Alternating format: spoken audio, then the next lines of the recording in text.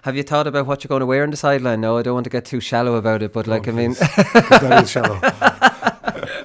Mickey Hart here, you're listening to the GAA Hour Football Show. The GAA Hour with Colin Parkinson is brought to you by Paddy Power, home of the Money Back Special. I'm not finished yet, it took me a long time to get here.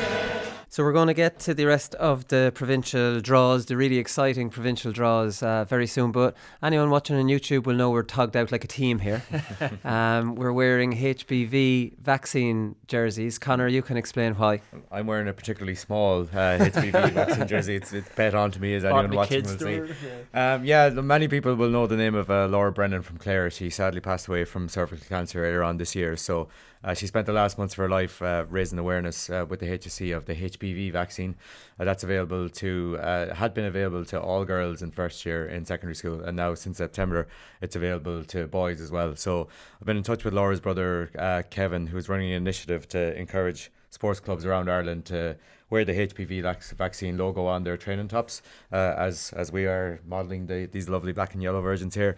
So you might have seen a lot of high-profile Irish sports people on Twitter wearing them in the last couple of months. So if clubs want to get involved, they can email thankyouLaura2019@gmail.com. That's all lowercase. And you can support the campaign on Twitter using the hashtags Protect Our Future and Thank You Laura. Okay, very good. And you saw a lot of high-profile people wearing them, and now towards the end, a few months later, you get towards the lower-profile Z-listers. You got yours 3 months ago. Me and Conor got ours today. Okay, right. Well, let's start off here with the Ulster Championship draw, Conan, because Sean Cavan is very excited about this. Here we go. He was on Morning Ireland on the draw. Like, he's in full RTE propaganda mode about the provincials, because I was actually reading Darren Frehill had said on Monday that he was really excited about the Leinster draw. I was like, what are you talking about? You're excited about this crap? Anyways, don't mean to disrespect any Leinster teams, by the way. It's just the dominance of it is that the interest is zero. Meant no harm to any of the teams by that. I'm a Leinster man myself. But anyways, the Leinster draw, or the Ulster draw, was drawn, and it drew up a pretty decent draw. Tyrone, Donegal, Cavan and Monaghan. Like, I mean, to be honest, I'd like to see different pairings. I'm if we're being honest. exact same. I'm fed up watching Cavan Monaghan. Yeah. Like every time I Derry Armagh has a nice novelty feel about it, right? That's a nice fixture. Yeah. I saw that and thought, that's a good one. But then obviously it's Tyrone or Donegal awaiting the winners. So yeah, not that puts a little bit of a dampener on it. But yeah, I'm kind of that opinion. Monaghan, Cavan, as a preliminary round, they're playing each other the whole time. Like, I mean, they only played each other last year as well. Sean Cavan says the Ulster Championship never seems to disappoint. And then he said something completely outlandish. He said the most fascinating game last summer was probably Donegal up in Breffni Park. The most fascinating game in the whole summer was Cavan? that. No, up in Cavan, Tyrone, Donegal. It was in Breffni Park. That was in the Ulster Championship, where obviously Donegal kind of shocked Tyrone. Yeah, it was a one-sided game. Are you telling me that was the most fascinating game of the whole summer, Sean? The All-Ireland final is a bit better, but this is the complete kind of lunacy that goes on up there in Ulster, that their championship is sensational. And to talk it up, I'm slowly but surely chipping away at Conan. Wearing him down. I'm wearing him down year by year. That's so bizarre. Like, I think it's Donegal. They played Mayo in a class game. They played Kerry in Croke Park in one of the best games of the summer. That was one of the best games in the summer. And then we did two All-Ireland finals, which were unbelievable. But for Donegal, even, that's way down the list. Never mind the championship. Yeah, even for Donegal. But this is the same Sean Cavan now, and that said Kerry wouldn't win an Ulster championship, or if they were in Ulster, they wouldn't make the Super 8s. I mean, come on. Now, he doesn't like Kerry, we know that. But so he has a dislike for Kerry and an overinflated notion about how good Ulster is. Kerry would be, give me a break. But anyways, Connacht as well, Conor, obviously interested you. Pretty much the same draw as this year. Mayo, Roscommon on one side, Galway with the easy draw, which didn't work out too good for them this year. And we thought it was a good draw last year. We thought it was all set up for Mayo to beat Roscommon and then go on to meet Galway in the Connacht final, and that kind of came back and slapped us in the face. But as interesting as a draw as Connacht can get, I can say, with the teams that are there. Yeah, okay, it probably is. Yeah, you get three big games like that, although you probably would get that no matter what way it's drawn.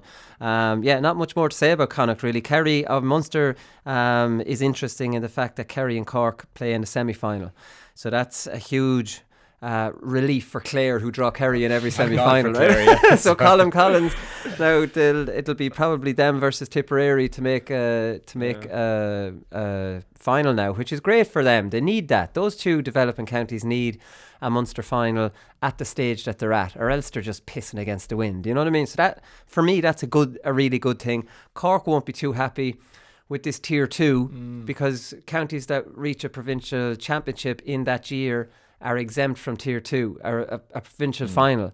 So now Cork won't be too happy. They're in Division 3, so it'll depend whether the tier 2 is based on this year's league standings or next year's league standings. So obviously Cork won't be too happy about that. The Galway finances issue, row, whatever you want to call it, is rumbling on because Supermax have released another statement. And they justified the second statement by saying that complaints from parents, mentors and management prompted them to get in on the act.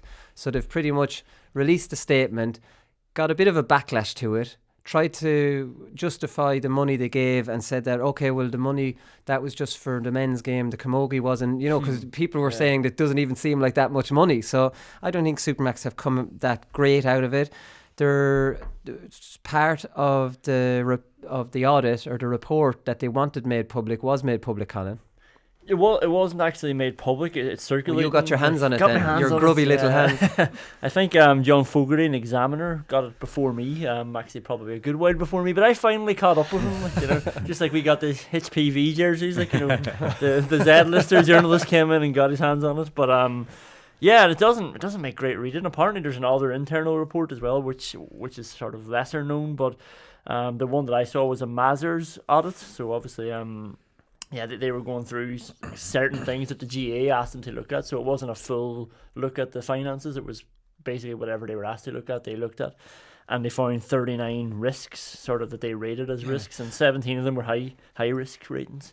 Seemed to me, I was reading down through them just as like bad accounting, bad practice. Would you agree with that? It didn't seem like corruption in any way. It just seemed like that's not the way you should be doing that. That just seems amateurish, which kind of goes along with we know county boards are amateurish, and if you bring in a professional audit firm to audit a county board, they could get the shocks of their lives. Well, this is how John used to do it. There was a couple of red flags for me. The blank checks, I think they were that was a bit mad. And the ability to transfer something like up to 18k without 18.5k without secondary. See, but that's bad. Like, I'm not saying that's happened.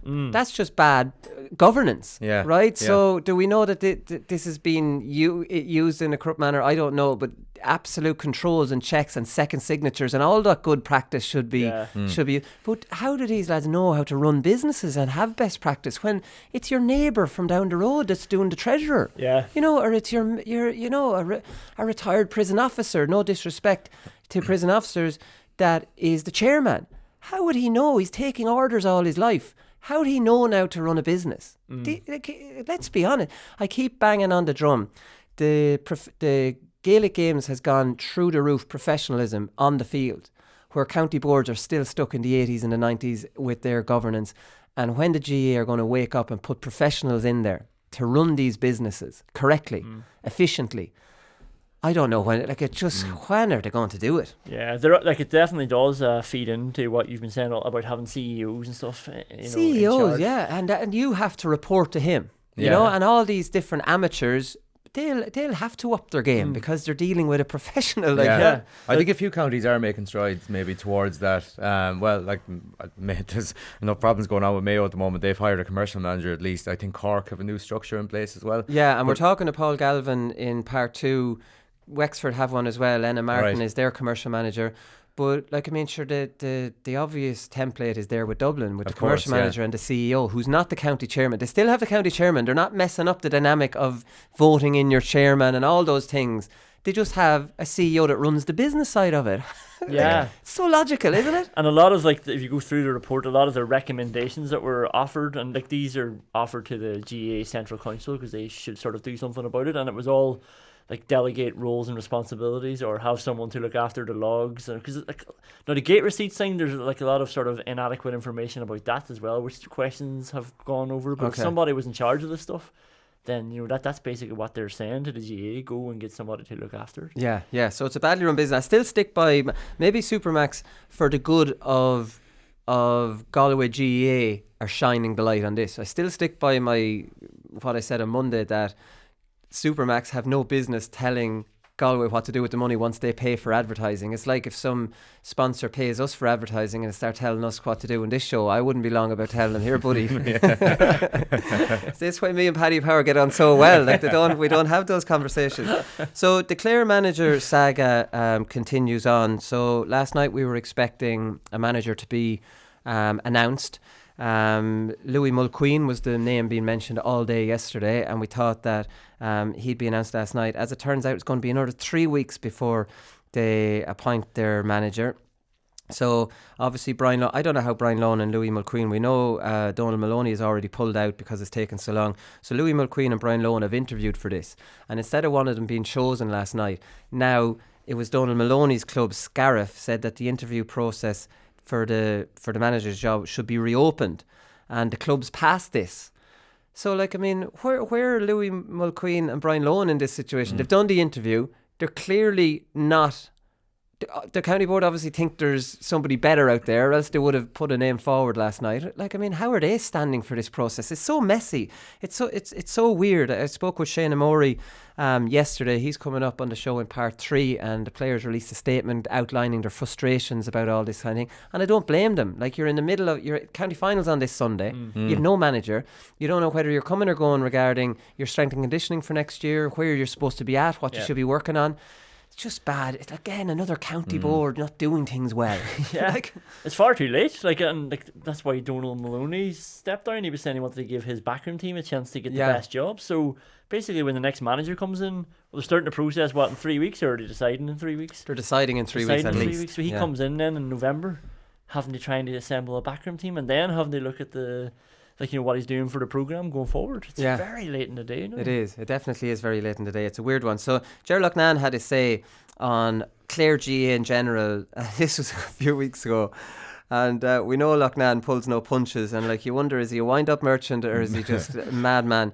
But I do like Ger Loughnane, but I disagree with a lot of the things he says. He says, to me, the problem lies with the Fitzgeralds.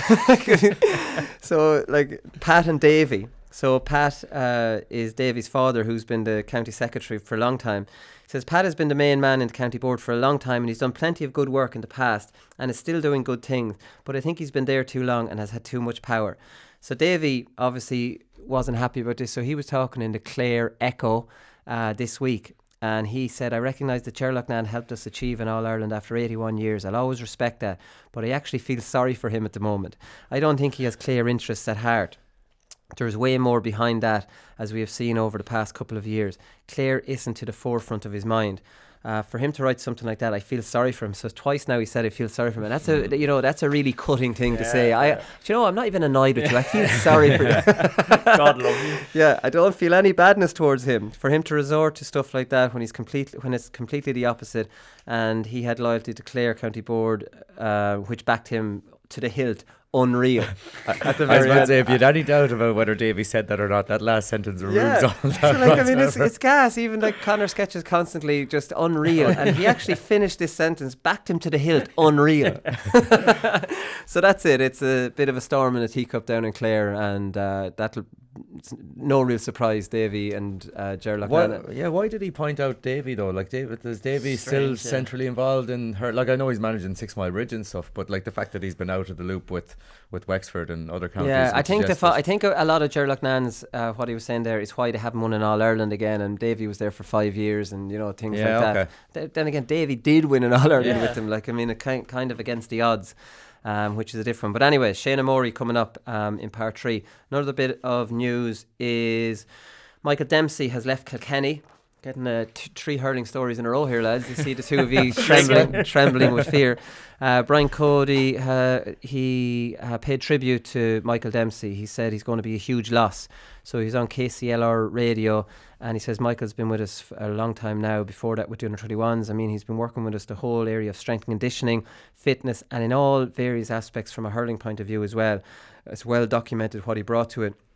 Michael Dempsey's a Laois man, ex-Laois midfielder, ex-Laois manager, gave me my debut in 1998, a complete gentleman, and kind of been credited with maybe Kilkenny looking at Tyrone and the 2003 semi-final against Kerry and the manic pressure the Tyrone forwards are putting on, and Kilkenny adopting that style and bringing that into hurling. We're not sure if that was Michael Dempsey, but with his football background, there's a good chance that it was. And he was very well respected, and obviously went in as a strength and conditioning and fitness coach, but like Brian said, did an awful lot more than that. So he's going to be a big loss. Be interesting to see if he's interested in going into management now. So we don't know. He was in management. He's just a complete gentleman. He's in a way, he's nearly too nice to be a manager. You know what I mean? Did you find that?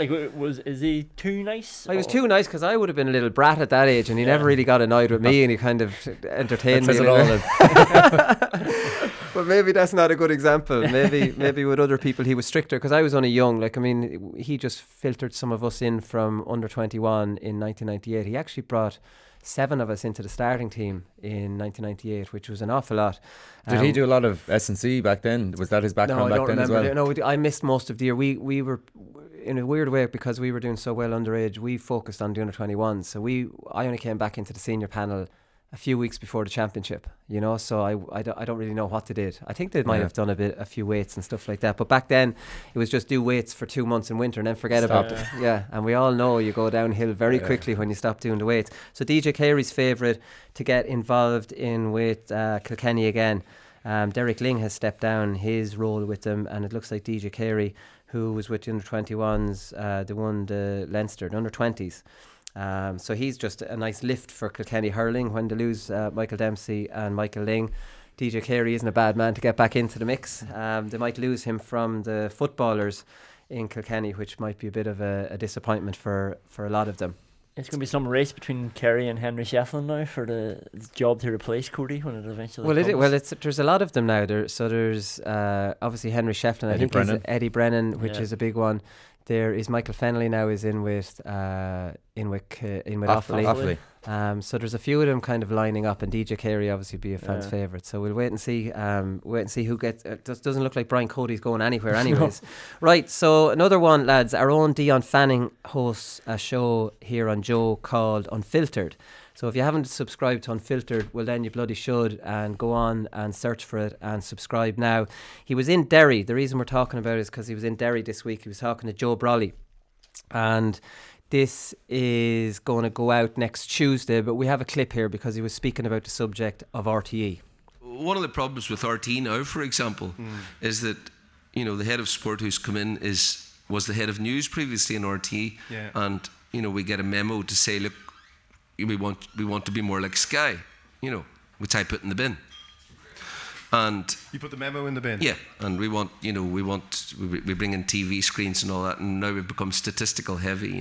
You're getting, it's like being a politician now, getting the buzzing in your phone, come and say, "Oh, Cork have had a 35.7 productivity rating in the first 15 minutes of the game." Right? You're encouraged to read this stuff out. You imagine standing over at the bar and saying, Jesus, was that interesting that Cork had a 35.7 productivity rating in the first 10 minutes of the game? And there's that culture of fear now with RTE, that culture of, the blander, the better. And in fact, what's happening now is it's all becoming script-based, where really what they need are newsreaders, not people who are expressing an opinion. And Gaelic games are different from professional sport. This isn't professors of chess on a BBC 4 at 2 o'clock in the morning analysing a recent World Championship chess game, for the anoraks. I mean, I'm conscious when I'm sitting in the studio that they're elderly farmers from Belmullet. Their mothers were young kids. They're young kids watching as well. The GAA is far bigger than just a game. It's what we love. It's our recreation. It's what we want to relax to and enjoy. And vigorous debate. If punditry is to mean anything, it's vigorous debate and honestly expressing your opinion. Some interesting stuff there. The whole interview, like I said, will go out next Tuesday, and there's some more explosive stuff in it, I suppose, from Joe. I was a little bit surprised by it, to be honest with you. I'm a little bit surprised about how insecure RTE are if this is all true, we know what Joe can potentially be like. Maybe he can be a little bit liberal with the truth and add little bells and whistles onto it. But anyways, if they want to be more like Sky, why would they want to be more like Sky? This is the thing I don't understand. And it's going more script based, and this is something you would criticise Sky for. Why do they want to do that stuff that we criticise Sky for? And a culture of fear, and he said newsreaders are better not expressing an opinion. And I can't understand why a middle ground can't be found here, lads. Why can't entertaining, opinion and analysis coexist? Why does it have to be one extreme or the other? Because I think Sky don't have enough debate. They're good on the analysis. I think the two presenters don't allow debate. It's a weird dynamic, two presenters and two pundits. You're not going to have debate. Anyways, RTE were too far on debate to the point where it got a little bit boring and they were a little bit low in the analysis. But why can't they coexist? What is wrong with... What is this... Why would RTE want to be more like Sky? I actually think that Joe Brolly used to have that middle ground perfectly. I used to think he was brilliant. Like, it was entertaining when he wanted to be and when sometimes the occasion called for it. But when he analysed a game, he knew football. Like, he did. But what's happening now, I think, the way the world's changing, the way Sky's coming, and obviously the way Joe sounds like he's under a bit of pressure there, he's gone too far the other way himself. You know, where it's too much. And he's talking about, like, imagine standing at the bar and talking... Like, if I wanted to, stand at the bar or have that experience, I would go out to the bar and watch it. But when I'm in the house, I deliberately don't go to the bar to hear that shit talk. I want to actually be informed a bit. That's a fair comment. I think he's gone a little bit too far the other way. When he can do both. Yeah, but it is the thing. But like, I mean, it was funny him saying Cork productivity rating or whatever. Yeah, like, I mean, no, that is funny.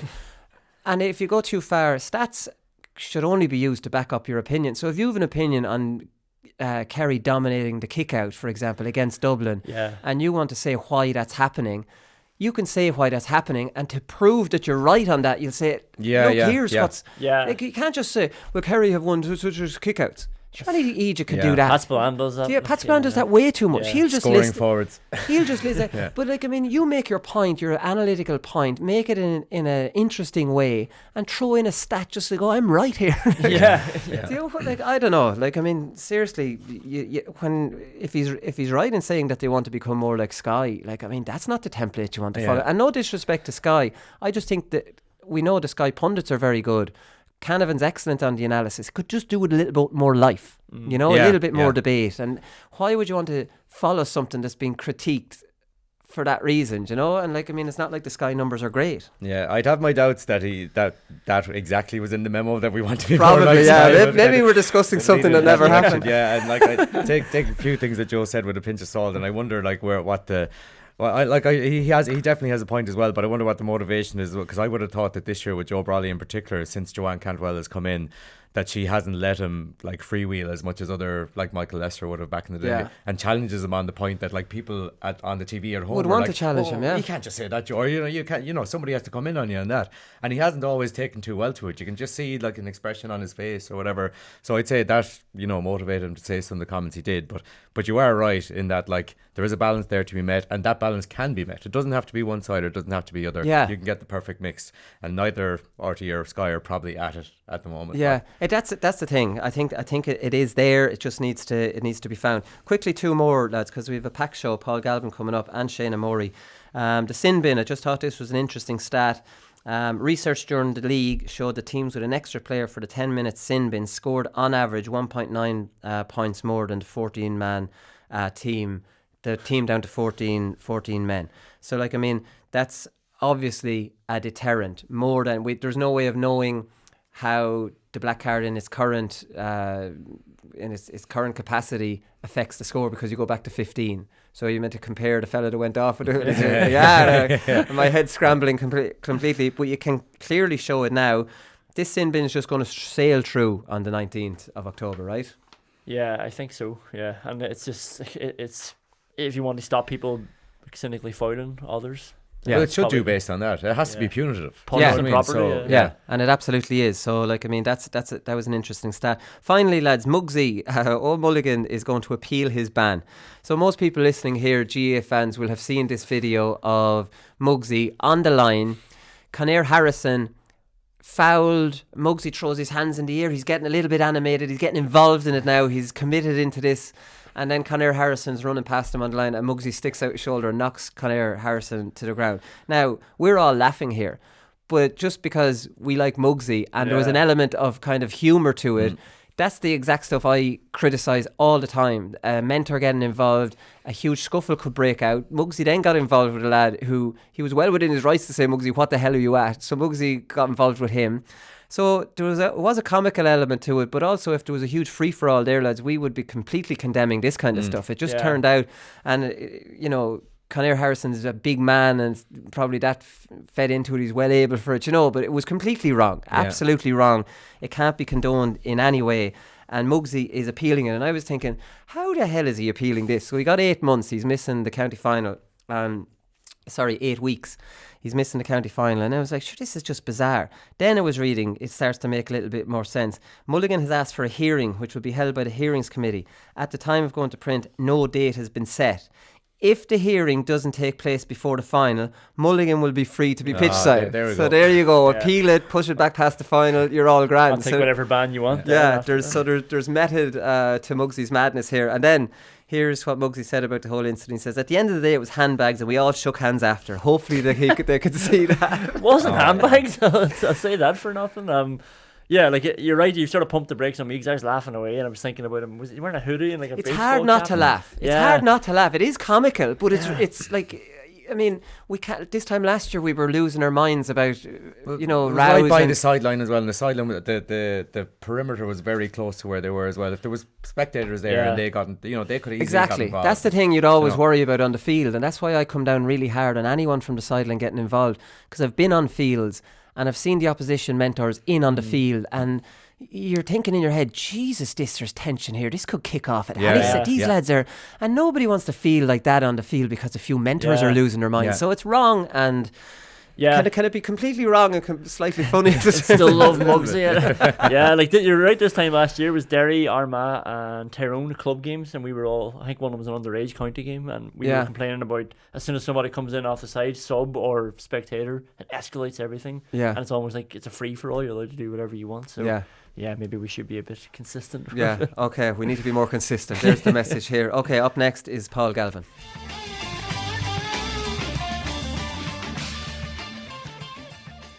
Paul Galvin, welcome back to the show. Thanks, Colin. I have to say, you're the new Wexford manager. I said to Jack O'Connor, welcome to the Leinster Championship, first of all. It's great here. Shared around between loads of different counties. Really exciting. Obviously messing there. How did this all come about, I suppose, Paul? Like, I mean, it came out of left field for me, I'm sure, with a lot of other people.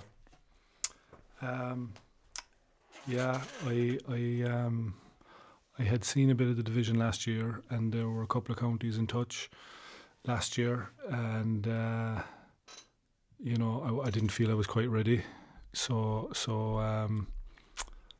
came about this year, and I felt more ready, having seen a bit of the division last year. So you went to a few lower division games. Kieran Deely from London was London manager last year, and Kieran asked me, to get involved with London. I wasn't really in a position to do that, but as a result, I saw a lot of that division, quite a bit of that division last season. Was over and back to Kieran a little bit. Kieran's obviously a Wexford man, and I would have loved actually to get involved over in London. I thought it was a very interesting place to begin, but the travel and work and family commitments weren't allowing me to do that. But as a result of the kind of involvement last year, it came about this season, and I was able to get involved in Wexford. Right, very good. So was Kieran Deely probably floated it a little bit to someone in Wexford who said you're interested? Because a few conversations. I also have connections down there as well. Because you had said on this show that you were interested in getting into coaching. But I suppose coaching and managing is that, do you see them as the same thing? Maybe is that what you were talking about? I don't really. I think they're probably different. They're probably different. Practices, I suppose. Yeah. But I think having watched so much of the games over the last couple of years, I just became more interested in being involved, and I probably this year, ideal scenario probably would have been to go in a back room if that opportunity had arisen, I probably would have taken that, but it would have required, you know what I mean, you're probably looking to work with a certain type of manager at a certain level, and I didn't feel those opportunities were going to be there, and this opportunity came up, and I just said, you know, you're right, it is different. Managing and coaching are different, but I think I've done well. I'm happy with the people I've been able to bring in around me, down in Wexford, and on the strength and conditioning side. So, and also at board level, I'm dealing with good people at board level. So when I weighed everything up, I felt, you know, okay. Yeah. So, like, I mean, I suppose you the point you make about going in on a backroom team, I suppose that's to learn the ropes, because you're thrown in at the deep end now. And I often talk about it on the show. If I was to manage a team in the morning, I wouldn't know where to start. How am I going to find a strength and conditioning fella? How am I going to find a stats man? How am I going to find the software to analyse games? Setting up YouTube channels, you know, for the players. Like Kevin McStay was telling us that's what they did in Roscommon. There's a lot to take on. Yeah, there is, yeah. It's been certainly, the last number of weeks have been very busy, and that's a huge part of it, I think. That's a huge part of the management aspect. I was lucky I was able to identify the people I wanted and get them. So you knew them, or did they be recommended to you? Or I had a keen interest in the whole fitness and strength and conditioning side of the game. So right. I had been keeping an eye on particular people, particular methods and teams, and you know, the optics of teams will always give you a good insight as to whether the fitness people are good or would suit you or wouldn't suit you from what you see on the field in terms of how the players move and how they last the course and that kind of thing. So just an interest of it's always been an interest in I've always had a strong interest in strength and conditioning, and obviously it's a key part of the game nowadays. And I think if you're kind of interested in football, you'll be interested in who the people are behind the scenes kind of running the fitness program. So I was probably well enough versed in that regard. Right. Okay. And have you leaned on him, Fitzmaurice, at all? I know your brother-in-law, I'm sure he's definitely be a helping hand for stuff like that. Yeah, well, I'm seeing him at the weekend now at a wedding, so I think I'll probably be in his ear quite a lot. I have been. We did speak a few weeks ago around the time when I was going to go for it, and you know, Eamon was quite a young manager too. Yeah. So he's picked up a lot of great experience that, you know, it's great for me to have that. And like I say, I think I'll be probably in his ear at the weekend. Oh, I'm sure you will. What's an interview for a senior intercounty job like? Do you have to go in with a presentation? You know, like, I mean, how prepared do you need to be for it? Mine was around the table, and I was to be honest with you, the whole thing, I was interested in exposing myself to the interview process to get a feel for what it was like, and I was keen to be able to. I was keen actually to experience that, and if I was offered the job, then I was offered the job. But for my own personal development and my growth and as a person, I felt I needed a challenge, so I needed to prepare for that. Sit around the table. There was 8 or 10 guys there, and say my piece, and you know, if that was good and they were impressed, good, and if they weren't, no problem. Yeah, well, they were definitely impressed anyway. They were impressed with you. Impressed the selection committee during the interview process with your knowledge and passion for the game, along with your vision for Wexford football at both senior and development level. So they're setting me up nicely. It's nice to hear, I suppose. Conor, have you met the players yet, or how has that been? I've met a few, not all. Right. Yeah. Okay. I've met a few. So county championship is in full swing. You see, it's a dual. County final this weekend. Yeah. It's a dual county as well. So you have double the challenge probably with the clubs. I think out of 52 clubs, 51 clubs, is 48 dual. So right. you're when you're speaking to a guy, you're speaking to probably a hurler and a footballer. Yeah. And you have all those fixture challenges as well to contend with. But there are benefits to that as well, I think. And you just have to accept it and try and look for the benefits of it. And I think looking at hurlers nowadays, you know, certainly looking at Davies Wexford hurling team, you see the footwork and the balance of these guys. I think hurling has been well coached for the last number of years, and I think it's no harm if you have a few guys with a bit of hurling background.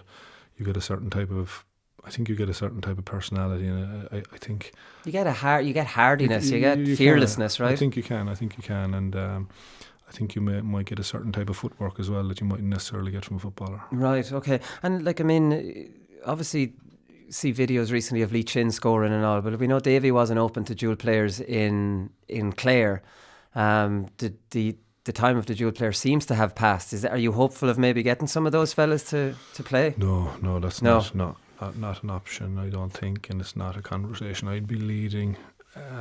You'd be rocking the boat pretty quickly coming in. With respect now to the guys that are there, like, they're at a good place and they're at a very, very high level with Davy, and I certainly wouldn't be knocking on that door at all, no. Yeah. So, like, I mean, your only dealings with Davy then will be, I suppose, nights for training. Is there a centre of excellence down there in Ferns or something? You just kind of alternate nights maybe or something, or whatever? Yeah. There's a shared training ground, yeah. Right. So, but I think there's room for both. Like, I think last year they maybe sometimes they trained on the same nights and that, so... Oh, there's capacity for both of them to train. For okay. both, yeah. What about older players like Kieran Ling? Are you trying to get some of those lads back? Like, I mean, these are really good players. He hasn't played in I think it's 2 years since he's played. You might be knocking on the Ling door. Cabinet confidentiality. Okay. Well, one of your biggest jobs will be lifting their confidence, right? Because they had a pretty horrific year last year. They lost all their league games in Division 3 and lost their 2 championship games as well. Haven't played well against Wexford for parts of it, but ended up losing that game. So I presume it's given them a lift. Is your first thing you'll have to do? Yeah, I don't think their record is as bad as what you're saying there now. Right. Okay. I thought they lost all their games in the league. No. No. Okay. No. They were in 4 last year. Oh, they were in 4 last year. All right. I must have been looking at the wrong year. I'll have to sack my researcher. You were. No, look, they had a tough year, but you can look at that 2 ways. You can say they had a tough year, their confidence is low, and you'll have a work to do with them, or you can use it as maybe a bit of a stick, as well, or a carrot. Yeah. And challenge them a little bit. So we'll see. You got to find out about people, meet people, get a sense of them, and see what they're made of. I suppose is a big part of that. Is the first step, I think, before looking at kind of form or last year, that kind of. Yeah. I think style of play wise, I think you'll be a good match. I have an idea of if you want to manage your team to play a bit like you did, there's plenty of players down in Wexford that like to kick pass and they like to look up, and they're natural footballers, So that's an obvious trait that they have that I'm sure attracted you to Wexford. Yeah, it was an attraction. Yeah, having looked at some club games down there, like they do. There's a kind of an instinct, all right, to kind of play a bit down there. Yeah. So that was probably something I took into account, and we'll see then. I think that's all fine and well, but there's a game being played as well, I suppose. There's a type of game being played, that opposition play, that everyone. You know what I mean? Yeah. You may have to play the game, if you get me. Yeah. That's being played, and try and implement ideas after that, I think, Well, let's say, Division 4 is a dogfight, let's be honest. Laois were there only 2 years ago. I spoke with John Sucru, and he's like, it's a dogfight to get out of there. And that's the reality. And Carlow are back down there now, and we know how they play unless they change stuff. A lot of teams in Division 4 playing that little bit defensively to try and get the hell out of there, maybe with a vision of changing things when they get out. Yeah, I think it's a competitive division for sure. Last year it was 2 teams streaked away last year, and the others were it was very, very competitive between the other teams, so you'd have to imagine maybe that, something similar this year. There'll be a lot of draws last year. Yeah. A lot of 1-point games last year, so it is tight, and I think you have to kind of cut your cloth maybe a little bit, but we'll see. There's a lot of discovery to make yet, So will you do the coaching? You obviously got Matty Ford and Shane Roach. Shane could coach the goalkeepers and the forwards if he wanted. He could do a bit of everything. We know Matty, he works on this show as well. You don't need to say any more about Matty Ford. I'm sure you'll want to get down on the field a bit, or will you have time to do that when you're meant to take a holistic view of everything? Have you thought about that? Yeah, I like to be on the field, but where possible I will be, but I think the guys will be really good. That dynamic is kind of foremost in my mind at the moment, in terms of a way of working between me and Matty and Shane. There are things I'd look to see and want to see in a team, and I'd like to implement those through myself and then through the boys as well. And then you got to get a feel for the lads and how they understand Wexford, and they have their they have their idea. So it's just a really dynamic situation at the minute that you have to kind of manage. There's a management aspect there as well. Yeah. But I think, clarity is important from my point of view, and I like to be clear with people, outline the things I like to see, make sure they're implemented, and then we can chat about other things, Yeah, so I presume you were listening to RTE radio the other morning to hear the draw. So it's a decent draw, let's be honest. It's a local derby against Wicklow, but it's a game. It's another Division 4 team. It's a tough draw. Yeah, it's a tough draw. New manager in there as well this year who has a bit of experience under his belt, Davy Burke. So I think it's a tough draw to, and it's a local derby as well. So there's always a certain type of game that. Yeah, and the winners play Meath then. Yeah, so it's not easy. Yeah, come here. Have you thought about what you're going to be like on the sideline? Because the thing that's jumping into my mind is O'Mulligan is appealing a ban, and we were talking about this in the last part of the show, that Conor Harrison is running up the wing, and Muggsy just lost control of himself and ended up giving him a shoulder and knocking him to the ground and then getting a scuffle. I've never been on the sideline in a managerial capacity, and how much time you invest in it, and suddenly there's a scuffle in front of you with your players involved. We saw Jason Sherlock getting involved, and we saw Tony McEntee getting involved. You know what I mean? You have a kind of a duty to protect these fellas, and something's happening in front of you. Have you thought about sitting in the dugout like Jim Gavin, being in your technical area, gesticulating? Do you know how you're going to be able to? I haven't really, to be honest, but I think I might have to. I'm scaring you now.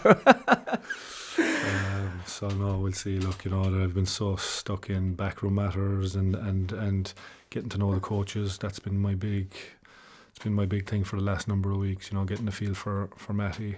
Played with Matty, but probably really only getting to know Matty as a person. Didn't know Shane Roach up until a couple of weeks ago, so that dynamic is the one that I'm, working on. Yeah, but it's been good so far. Yeah, okay. Have you thought about what you're going to wear on the sideline? No, I don't want to get too shallow about it, but that is shallow. Just to finish up, I suppose Wexford, they seem to be going in the right direction, Paul. Obviously the hurlers are going brilliantly. Footballers aren't going brilliantly, but they hired Enna Martin as a commercial director. It's only the second one in Ireland outside of Dublin, to try and generate some funds and maximise their potential. Because we talk on the hurling show, especially with Cheddar Plunkett, about every county board being businesses and brands and being attractive to sponsors and things like that is really important, and finally counties are starting to embrace things like that. Yeah, I think it's a big consideration for every county nowadays, and I think Wexford were one of the first to start to make those kind of appointments. So we'll see. I've had good dealings so far, and you're right. There's good energy down there. Hurlers doing really well. Really enjoyed watching them. Davey being there, I think is great, to be honest, because I love watching him as a coach in terms of how his teams play and the ideas he brings. I think he doesn't just improve his teams, but he improves hurling. Yeah. And he's improved Wexford, but I think he's also improved hurling immeasurably over the years. So that's fantastic. I think that's fantastic for me to be able to maybe the odd time observe a session here and there. I haven't asked for permission now yet, but I have to get permission first. Maybe he's toned down the team talks as well. I think he's evolved from, we all probably saw videos of him with, I think it was with LIT, and he's going crazy and everything, and now apparently last year puts on some tunes in the dressing room when they arrive to training, goes through each individual player's roles, like this shouting and screeching. I suppose maybe with every team that's a thing of the past anyways. Yeah, I don't know. I guess to each their own. You might need it one day, but as a way of you working, can't do it too often. No, I don't think you can, but we'll see. It's a big challenge, for me, and but you know what, I'm ready to get on with it now at this point. Yeah, it's a great job for you, I think. Finally, I suppose, to ask you, what's a good year for Wexford then? I know most teams set out goals, and there's meetings where you ask players what they expect and things like that. You haven't had that yet, but in your head, what would getting out of Division 4, imagine, is a gimme?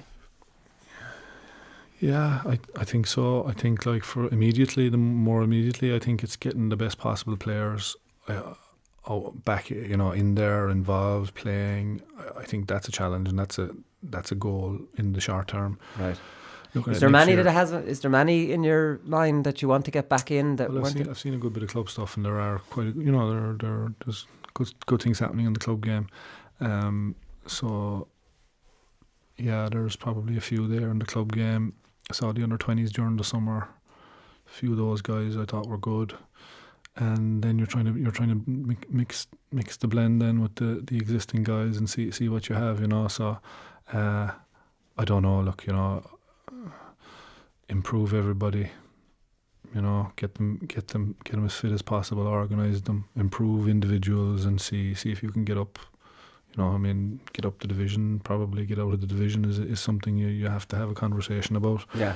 And then beyond that, you're into Leinster, and you got to weigh up that challenge as well. Then Well, come here. Listen, I've taken up enough of your time, Paul. Thanks very much for coming in. Best of luck for the season.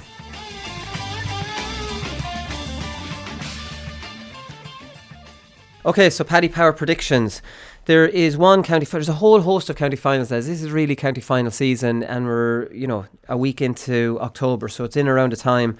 There was a few last week, but there's loads this week. So we're going to go through them quickly and give predictions on them, and see where we go from there.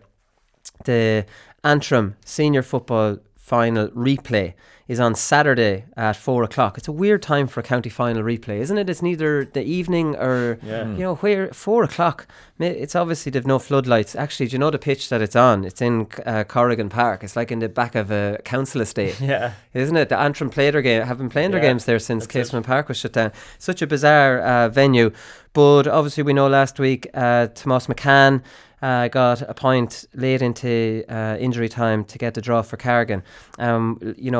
Love Derg, am I pronouncing that right? Love Derg? Yeah, I was saying to Conor, they say Lam Derg in Belfast. Lam Derg. Lam Derg, yeah. Well, I will say Love Derg. And they obviously had 3 replays in the semi-final. We got pulled up about not giving this a mention on Monday, and I have to say that's obviously my fault because I was putting the show together and I didn't know about the replays in the semi-final. I was away on holidays, so cut me a break this Monday. But it's gas. I was reading about it, and there's all sorts of kind of carry-on going on between the first replay in the semi-final, went to extra time, then free kicks. It was 9-9, and the county board chairman came in and ordered a replay. It was 10:30 at night. Yeah. Fantastic stuff. He wasn't listening to GAA. No, he thought, well, I've held my hands off, said, I'm on my holidays. I'm not entertaining you guys. Some amazing shows as well for 3 weeks. Yeah, it was mad. It was at 9 each, and he just came in. I think Paddy Cunningham was about to kick again, and he just came in and stopped him, and everyone turned around and looked, and yeah, at the time we were sort of saying, well, it has to end somehow, and it seemed like the county final, the original date, was going to get put back a week because of this decision. Right. But then they actually squashed in the replay on the Monday night then, so they didn't have to move the county right. final. So and it's actually weird being on the road so long.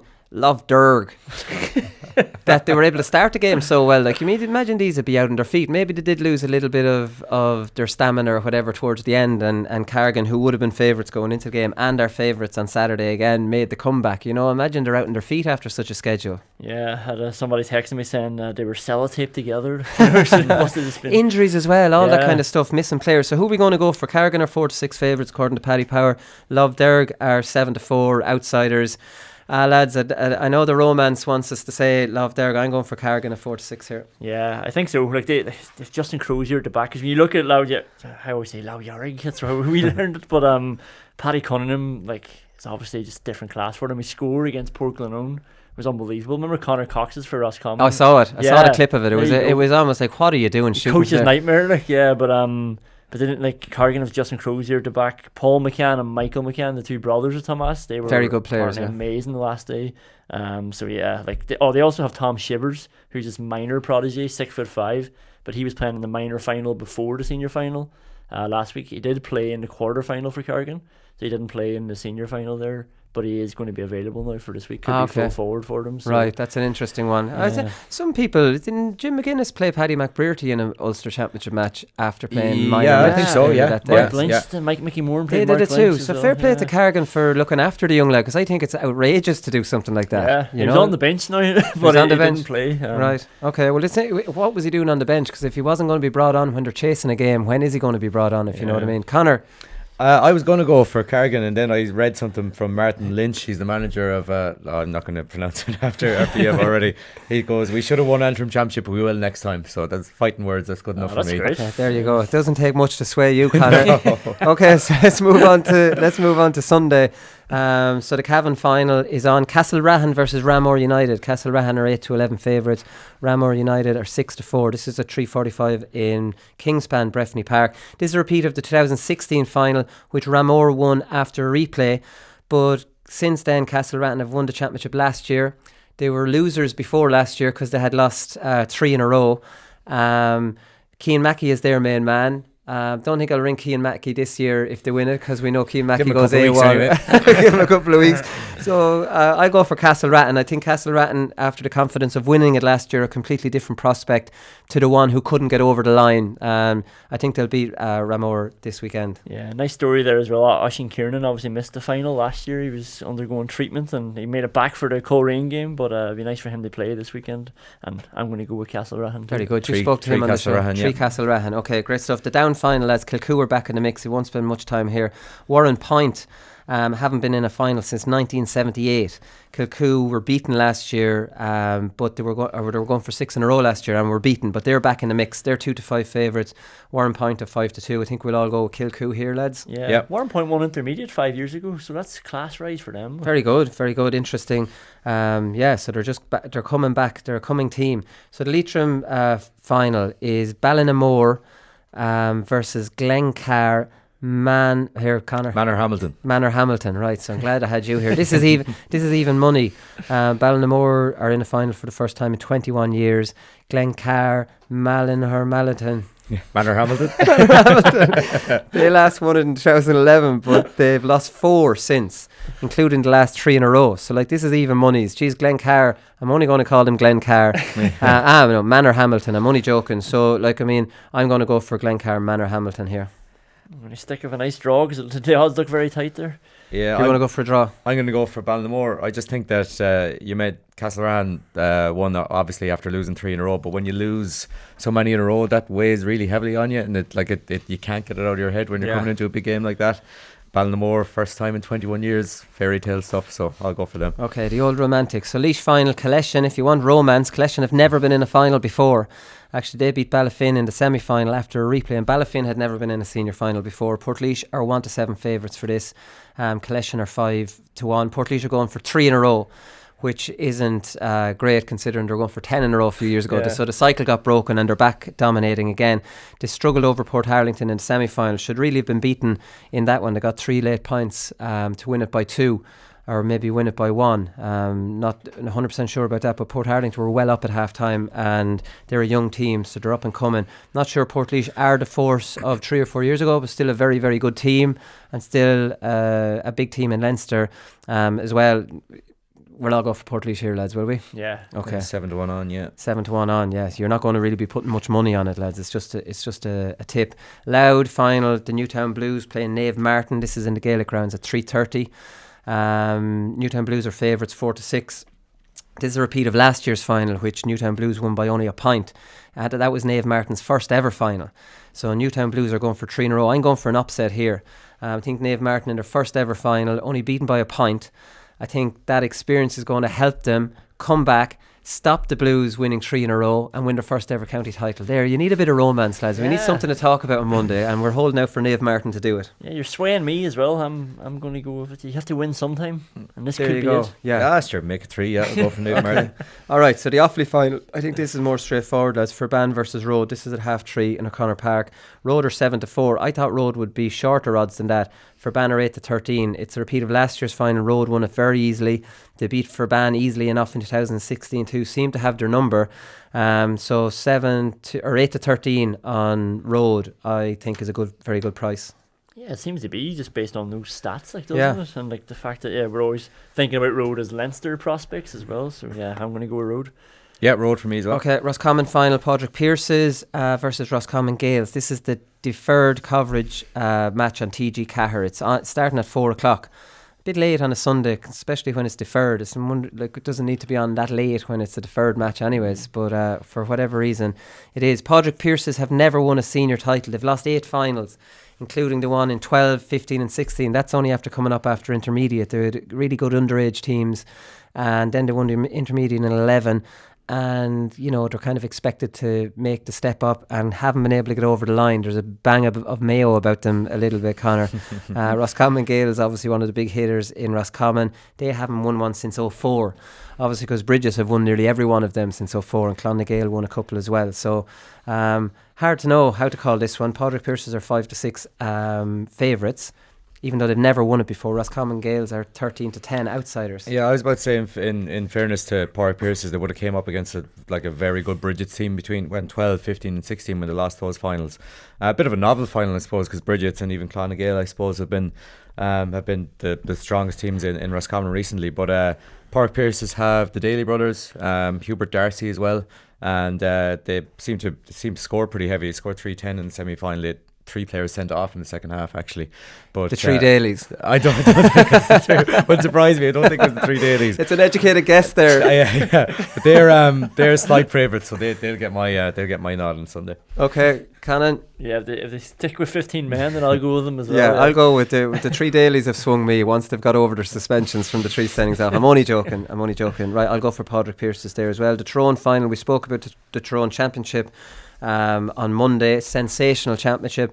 We fancied Errigal Kieran on Monday. They're slight outsiders at 6-5. Trillick are 10-11 favourites. Nothing in this really. Trillick last won it in 2015. Errigal won it in 2012, but have been back in the final in 17, but lost out by only a point to Oma. So I'm going to stick with Errigal Kieran. I have a graw for Errigal Kieran. I was up there before, and any club of Peter Canavan is a club that I can follow, and Dara is going to be playing as well. So I'm actually I'm disappointed this one isn't on the television. No disrespect to Roscommon.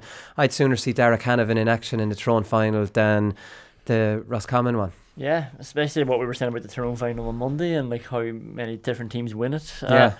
Any club of Peter Hart's is a club that I have a graw for as well. So. And in fairness, Errigal Kieran are not playing a very defensive style. I don't know much about Trillick, but Errigal Kieran are leaving 4 forwards up as much as possible. Peter Hart plays as the link man on the 40 and is not supposed to be going back. That's the way they were playing when I saw a league game earlier this year. Again, I would... I don't know. TG Cahir have the reasons, but for me that's the final that I would have been showing. Yeah, I'm going to go the other way. The Donnellys and Lee Brennan for Trillick. Our man Lee Brennan on fire. So and there's very little between them. So I'll give them the nod. Yeah, it's also strange, isn't it, that there's 2 games in RTE, but they're not showing. It's a Tyrone final as well. They're showing 2 Dublin quarterfinals. But that's Saturday. I think RTE are not allowed to step on TG Cahir's toes, so they have to go.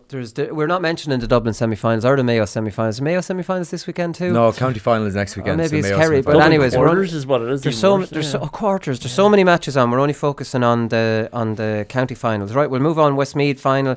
Garrycastle versus St. Lomans. So a few years ago this would be a bigger game. You'd imagine St. Lomans, their favourites, 8-13, 7-4. This is at 3:30. Lomans were going for 4 in a row last year but lost out to Mullingar Shamrocks in a local derby. Garrycastle have been on the slide. The last one in 2014 obviously won Leinster and were beaten by Crossmaglen in an All-Ireland final back when Desi in 13 was it? Or no, 2011 because they beat Bridget's in the Leinster final. Bridget's beat us in the semi-final. Garrycastle did beat the reigning champions Mullingar Shamrocks in the semi-final, so that was probably a bit of a shock in Westmeath. I thought it was funny.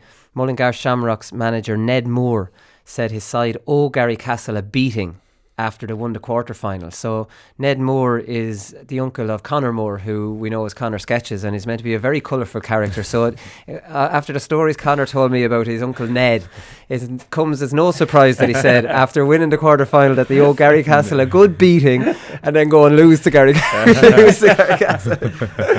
So that's good. I'm going to go with Lomans here. Yeah, I'll go with Lomans as well. Yeah, 3 for Lomans. Yeah, Hessling to run amok, obviously. Wexford final. Obviously talked to Paul Galvin in the last part. I'm sure he's going to be at this. It's Castletown 8-15, Gusserain 2-1. Castletown last won it in 2010, Gusserain in 16. So just based on that, it's interesting that Gusserain are 2-1 outsiders. Wexford Club Championship is very competitive, but for me the standard isn't that high. When they go into Leinster Club Championship, they're usually well beaten. So I'll go for Castletown as favourites here. I'm going to go with Gusserain just for the romanticism. I remember when they won it the last time in 2016, just the scenes down there were amazing as well. So yeah, whole club's behind them. Okay, good. You'd imagine the club would be Castletown for me too. Yeah, okay. It's such a nonsensical thing to say, Conan. Like, oh yeah, there's an element of the club. Shut up, Bully, go on.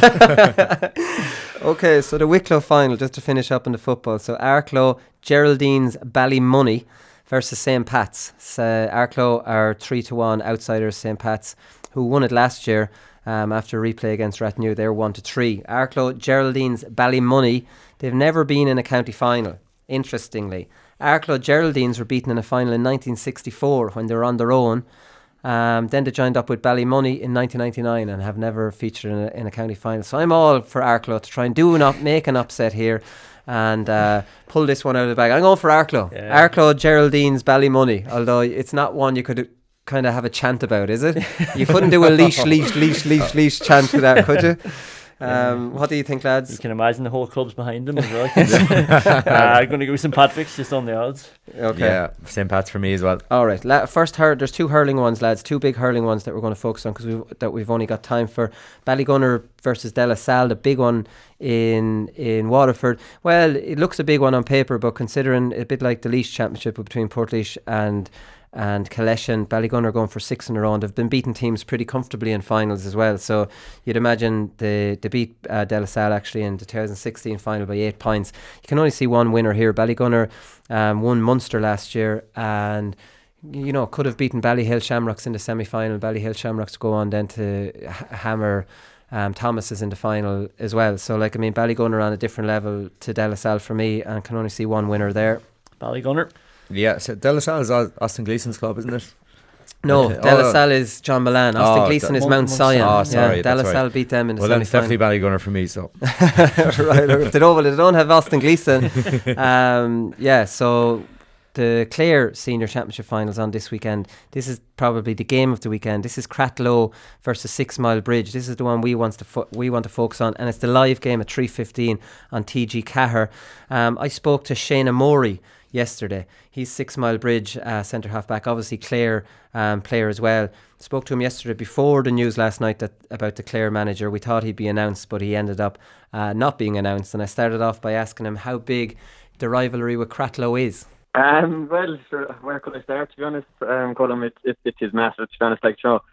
The parish of Cratloe ends right up into the village of 6 Mile Bridge, so we've been fairly acquainted over a number of years, and we've tested each other's limits, and I think the game coming up now, come Sunday, is going to be massive. And I think both teams are going to be absolutely gunning for it, to kind of get on top of each other. So it's a massive rivalry. I suppose a lot of the lads would be going to school together. So we kind of would have been growing up as good friends with the Cratloe lads. But when it comes onto the hurling field, that's all put aside, and I think we go at each other to the no end. So it's going to be a massive test, and I think both teams are going to be actually gunning for it. So it's just looking forward to it now, is what we all are. Yeah, I'd say the local interest is unbelievable. You've obviously played each other a few times recently, and it's been even enough. But you've never played each other in a county final before. Yeah, we've never actually met at the latter stage of it. I think last year we faced each other in the quarter final, and Cratloe got the better of us. And within, I suppose, since 2011 we've contested 4 finals, and since 2010 Cratloe have contested 4. But we've actually never met each other in them.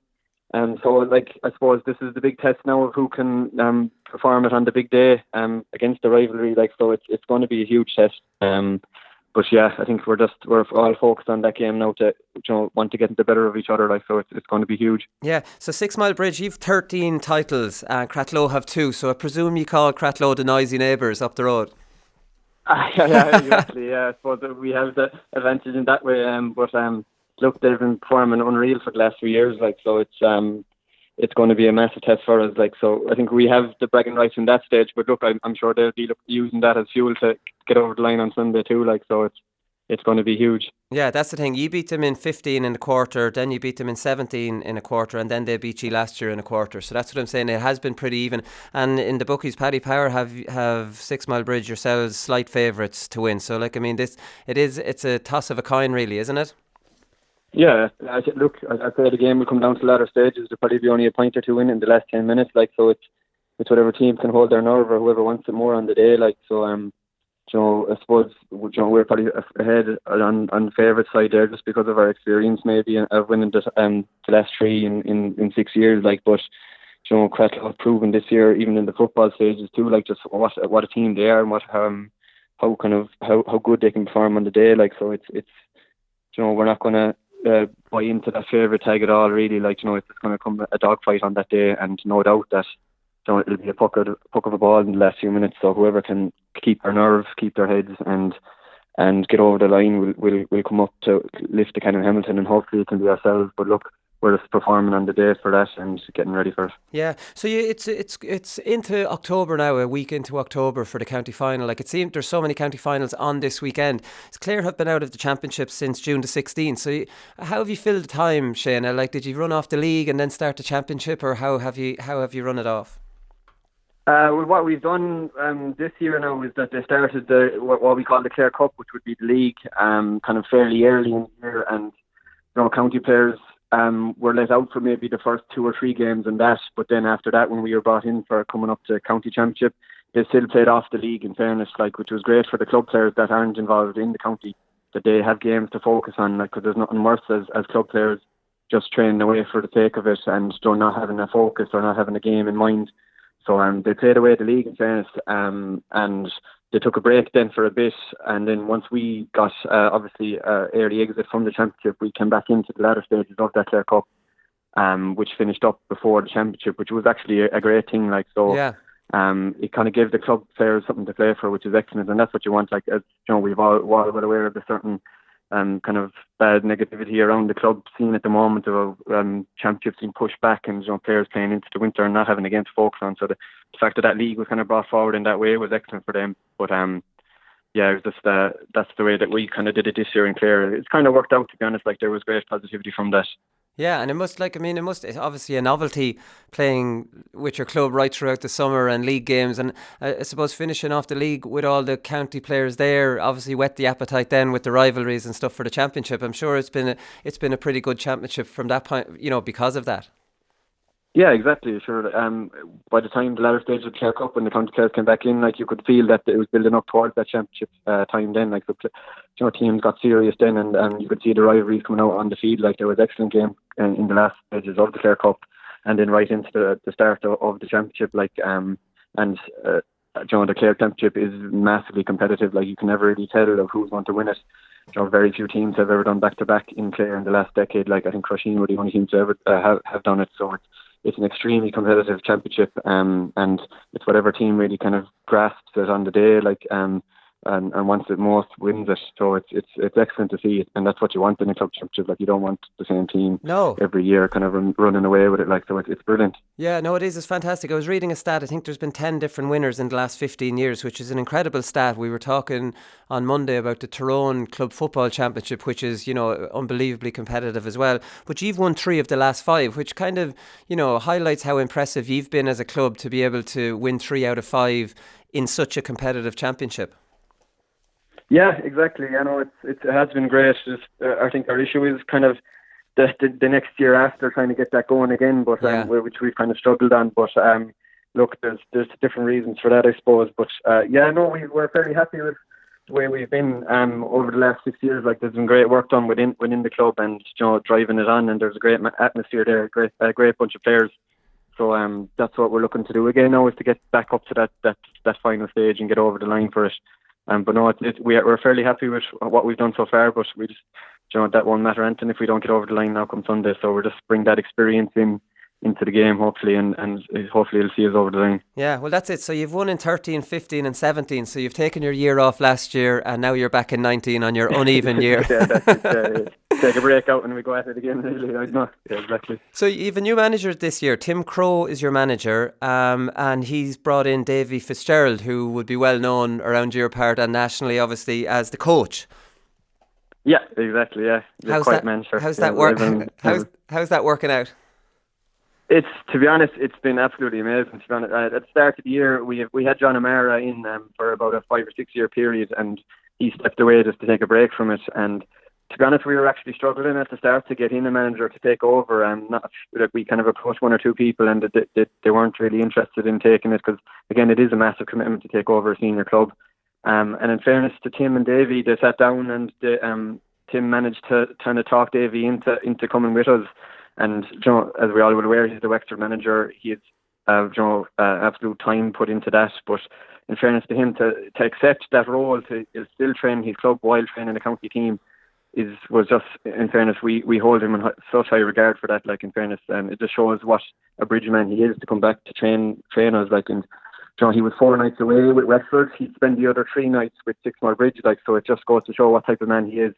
And it's been brilliant. He's the players are delighted with the influence he's had on them. He's been incredible, in fairness, like, and it just shows the work ethic and the desire and passion that he has for the game. Yeah, geez, that's incredible. I was going to ask you when he got time, maybe like I was thinking on a Sunday morning, but he's given you 3 days a week and Wexford 4. In fairness to him, he committed to the night, so like the Tuesday, Thursdays, and then either Saturday, Sunday morning, he would be with the club throughout from March on. Like, so it was absolutely incredible the time that he put into it. And in fairness to him, like, he got married there last Friday, and he was training the Bridge team on the Saturday. Like, so it's just he's absolutely incredible. Like, in fairness to him, and the work he's put into it is insane. So look, just another incentive to get over the line for him for the amount of time that he's put into it is another thing. Like, so it just goes to show how passionate he is of the game. And a brilliant club man to come back and do that for us is excellent. A brilliant club man, yeah, and a very understanding wife who deserves a lot of credit as well. Yeah, exactly. Yeah. Poor Sharon. I know. I'm sure she's well used to it by now, but in fairness, yeah. Yeah. So how does he deal with the dynamic of he's not really the manager, Tim is, and is Davy, I suppose, does he understand the dynamic? He's so used to being manager and such a big name. He's happy just to go out and just do the bit of coaching and not maybe. Yeah, well, like I saw, people were worried would he be able to answer to someone or this or that. But look, they've had a great partnership so far. Anyways, Tim kind of is very understanding about Fitzy's kind of his demands on the players and this and that, like, and he lets Davy obviously takes all the training sessions, and we have a good few members of kind of the Wexford background team that help us out too in that. So it's terrific, like, and in fairness to Tim and Davy, they've been working very well so far. They're kind of, I'm sure they have they're clashing heads off the field about 1 or 2 decisions, but look, every management has that really, like, and they've had a great partnership so far. So I'm sure it's probably a bit of a help on Fitzy too, like, because of obviously the county scene that he's involved in too, like, kind of releases a bit of pressure off him that he can just come out and train us and get the team going, while maybe Tim focuses in on the management point of view. Yeah, no, that's true. That's interesting. I want to ask you before I let you go about the Clare management issue, because I think it's this morning the players released a statement, or was it last night? I'm not too sure. Criticising the whole process. Yeah, well, so look, I think we released a statement yesterday, Colin, just on it, that just maybe we were just disappointed in kind of the length of time that it's taken really to assign a new manager onto the scene. Like, we're coming to the mid of October now, like, and I think players would feel that by this time we would like to have someone in place that could put in plans, and because I'm lucky enough to have the distraction of the club and still to focus on, but for the likes of lads that have been knocked out and maybe a bit early, and they're just free now at the moment, they don't know what's happening, and I just think there wasn't maybe a bit of communication towards the players on that, so that we just we put out what we felt, and I think it's all in the statement there of what we said, that we feel hopefully that the process can be pushed along a bit further, and I believe that there's a meeting tonight now with club delegates on it, so hopefully a few answers can be said on that. Well, that's the thing, you make a good point there. You're tipping away with the club, but the lads who have no club, like, I mean, I presume they're just following the strength and conditioning programme you would have had last year, for example, just to stay ticking over. You would prefer to have the new one and start on that. Exactly, yeah, and like, just to obviously have plans in place and what you're focusing on. We're kind of caught in a bit of limbo there, not knowing what's happening. So it's for those players, just to kind of have a focus on that. But even for the new management, like, the club championship's nearly over. Yeah. So you would have liked to have maybe the new manager been able to see new club players, like, put their hands up for that, to get onto the panel or this or that. Like, so it's just, I mean, look, they're taking the time about it, but hopefully it can be resolved soon enough. And a new manager is put in place so that we can kind of get plans in place for next year on that. And have you had many meetings about it, or did you just meet to get this statement out there or whatever? Well, as a player's point of view, we've just been talking to ourselves, but I suppose there has been plenty of county board meetings since then, and maybe club delegates didn't really raise the question either, which we were kind of disappointed on. No one kind of asked the question, what is the process or what's happening? So look, I think it's happening at the moment now. So hopefully, come tonight's meeting, obviously issues can be dealt out, and there can be a plan put in place. But I hear that it is imminent that a manager will be announced, but we just have to wait and see, really. Like, yeah, it could be all over tonight. I hear there is going to be some announcement tonight. He obviously put back Donald Maloney, who wanted to stay on, and the players had given him his back in, and he did an interview 4 weeks ago and still hasn't heard back. So he's gone. I suppose, looking from the outside, it just looks very frustrating. I can only imagine what it's like on your WhatsApp group. What the hell is going on here? Yeah. Look, it is frustrating. Like, that we just wanted to finally get something in place so that we could focus on stuff and get plans in place. But I'm sure it was frustrating on the one side too on that. Like, but to be honest, as I said, I'm lucky enough to have that distraction of the county. That's what I'm focusing on at the moment, and hopefully the county board can have that sorted now in the next week or two, and we kind of draw a line under it then and get focused on all together for next year. Maybe they were holding out a little bit to see was Davy committing to Wexford. I'm sure there's plenty of slagging in 6 Mile Bridge training about stuff like that. Yeah, there actually there's a good few digs that you can give to Davy, in fairness, like, but but in fairness to him, like, he's been incredible down in Wexford too, like, so I'm delighted for him that he has another 2-year period with them. Yeah. To bring him to that Leinster title and to the All-Ireland semi-final is incredible, like, and I'm sure he'll feel hard done by in that semi-final too, that they could have got over the line, but sure, they're the things that I suppose that happen in sport, and no doubt that he'll be thereabouts again next year with them. So how does he take the slagging at training as a matter of interest? Does he take it well, or does he? Will stop Fitzy well enough to give it back to you too. There's no worry about that. And I suppose if he can, if he doesn't give it back to you, then he'll make you do press up or something like that. So he's well able to take it and well able to give it out too. No fear of Fitzy. Oh, he definitely is. There's no doubt. He takes no prisoners. You can be sure. At all, no. You can be sure of that. Come here. I won't take up any more of your time, Shayna. Thanks very much for that. Best of luck. The match is on TG Cahir, so thankfully we'll all be able to see this one. I'm looking forward to it. Yeah, exactly. Hopefully it'll be a good one. I'm sure it will be, judging by the two teams. So big day now out. Yeah, okay, listen, best of luck, and thanks very much for taking the call. Appreciate you, Colin. Thanks very much. All right, great stuff from Shayna there. Make sure you watch Cratloe versus 6 Mile Bridge. I definitely will be at 3:15 on Sunday. Right, that's all we've time for. We'll be back on Monday as usual, and we'll review all the club action and anything else that comes up over the weekend. Talk to you then. Good luck.